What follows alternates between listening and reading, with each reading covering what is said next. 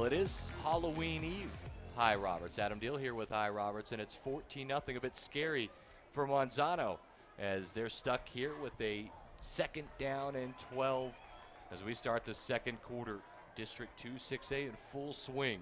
This will tell us a lot. La Cueva fans are loving what they're seeing so far. As you say, it's Halloween Eve, and so far Manzano is getting the tricks, and Eldorado's getting all the treats. Very well and said. Look at that. Manzano's got to find a way. For a while. Manzano's got to find a way to get this thing straightened out. You can just feel the momentum is not good right now. Well, that's Orlando Perez in motion. The handoff, though, is to Cordova straight through. He's been quiet so far, Cordova. As he gets up to the 45-yard line, he picks up 3 yards, call it 4, and it'll bring up 3rd and 8. Well, it's too early for this to be even considered 4-down territory, but there's a sense of urgency that you can just feel in the air in the awfully big 3rd and 8 play for Manzano right here. 2 wide outs on each side from shotgun is Brandon Bray with Cordova next to him. 11:24 to go here in the second quarter. Bray under some pressure will fire, and it is dropped. Incomplete. It was broken up by Raylan Garza. He was looking for his wideout. Number 17, Dominic Constant. Constant probably should have held up. Got hit pretty good. You know, the linebacker or the corner hit him pretty good. If the ball maybe got there just a little bit sooner, but pretty good play. And as you say, that could have been caught and needed to have been caught. Well, indeed, and just like that, this is dangerous. Eldorado's going to get it back, and this can turn bad. Now the wind is against Zach Gentry and crew when they get this back. The punt going to fall on the 20, bounce at the 10, to the 5. Come on, Zano, get there. What a play. Diving into the end zone to make the play and keep it inside the 5. Looked to be,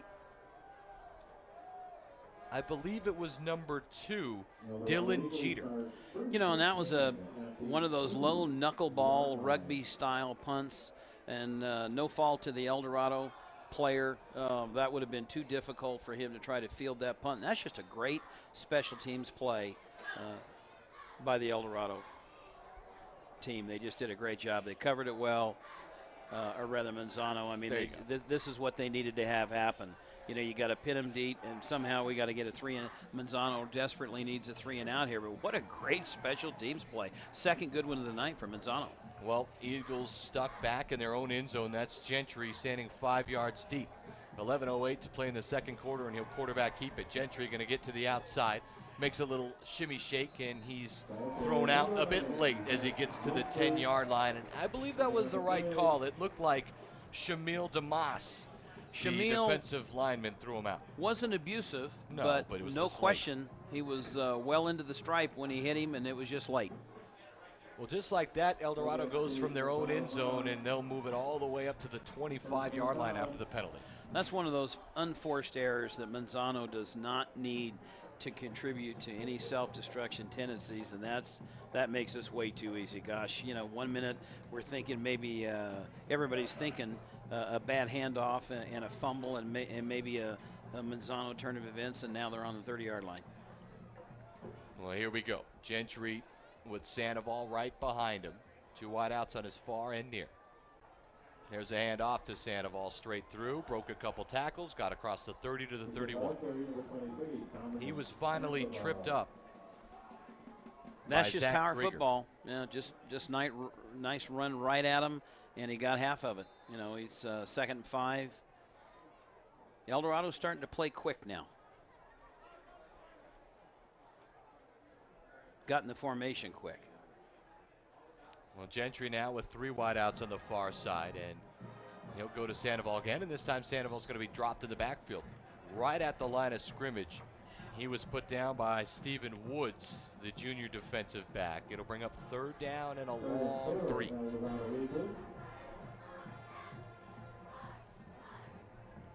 Well, the rest of the night we're going to be saying here's another big 3rd down possession from Manzano, but we're already to that nervous sense of urgency, even though we're early second quarter.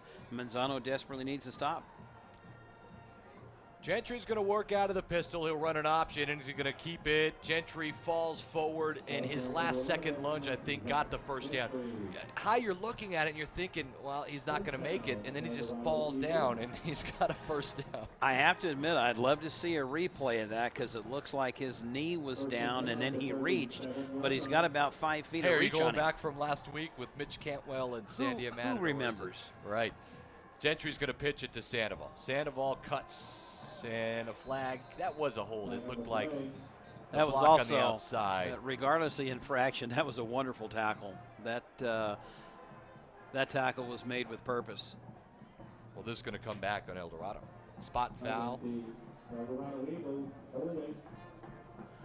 So the nerves are starting to go away, and now we have a few infractions. There, as my kids used to say, somebody was caught cheating, and we're having some cheating infractions now. A number of them actually. And that helps Manzano turn this into a 1st and 18. That pushes them back to the 29-yard line. Gentry, play action, going to cut back this way, and he's got a lot of room, and look out. Zach Gentry to the 40 and pushed out of bounds at the 50, first down. Well, I won't say that's a trick play, but there was a little trickery involved, and that was a design play.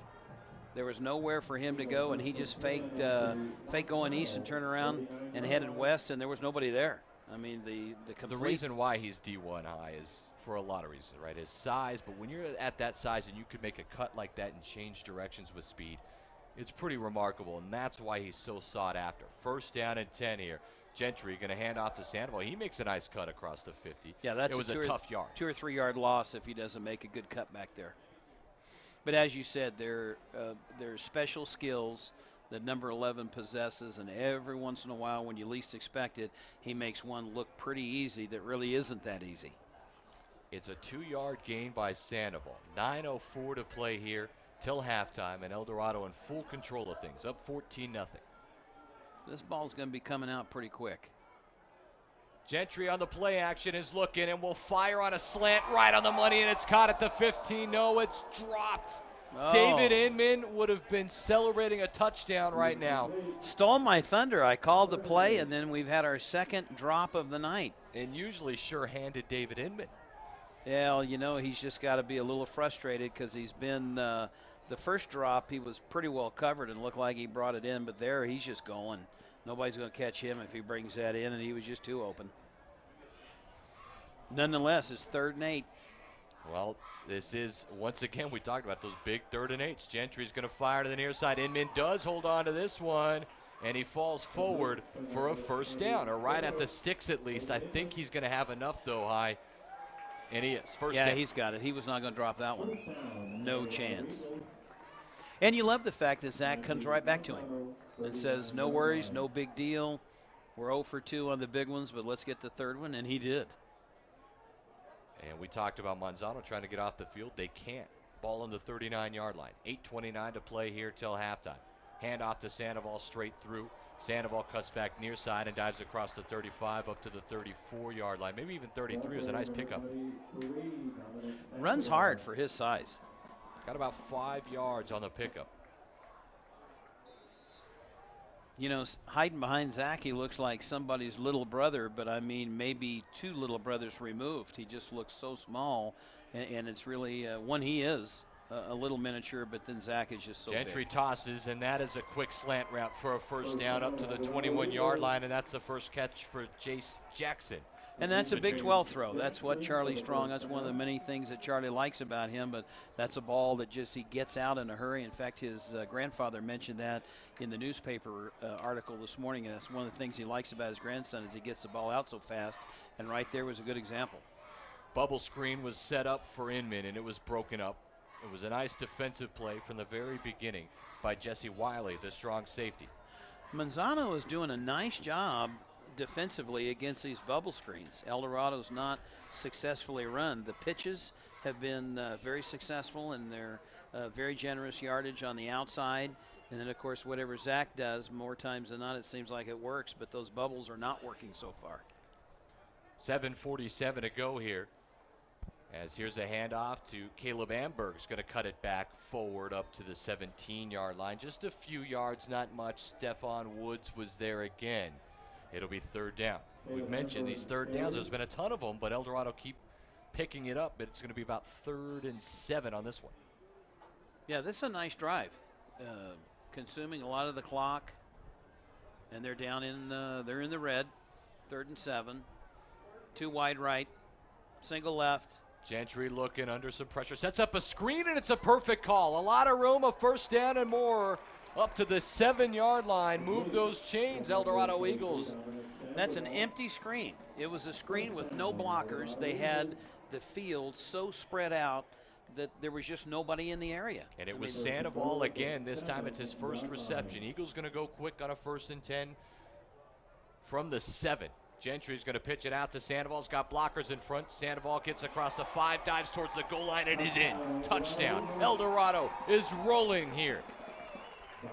Once again, just really, really put your head down and run hard.